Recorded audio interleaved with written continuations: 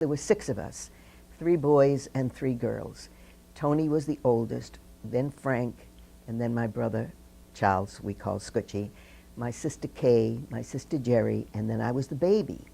So when I came along, I was, of course, the baby and spoiled by everybody, but especially Tony. And he was like a second father. And he was an amazing brother. And therefore, when he enlisted, I was heartbroken to think that he would leave me and everyone else, but he felt as though it was his duty to go into the service. So he joined the Air Force. And after basic training, they sent him immediately to England. And he was involved in many different kinds of issues around the war.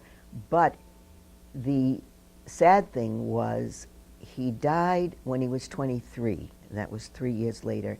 And he was on his last mission. And the mission was very interesting. It was to test the oxygen in the planes so that the pilots could be longer in the air and so forth. And from what my sister has told me, that something happened with the mechanism and they lost oxygen and the plane crashed. It was a mission that he did not have to do and volunteered.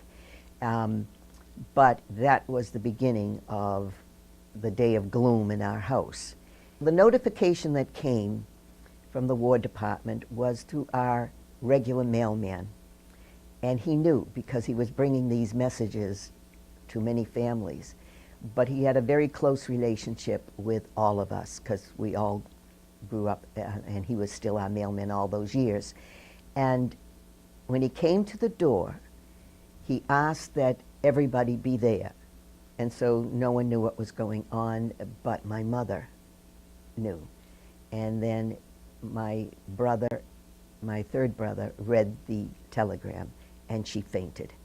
And but from that point on, she went into a deep depression. And as Italians did in those days, she wore black from head to toe, sat in a rocker, and did not speak and rocked, but we had to force food down her. It was a terrible time. And even though I was young, I remember the gloom in that house. It was, everyone was crying all the time. People that would come to the house would be crying. And you know, as a 5-year-old, what did I know other than everybody was sad. Nobody was telling me anything, not even about Tony's death, which I would not have understood anyhow. So that was a terrible time.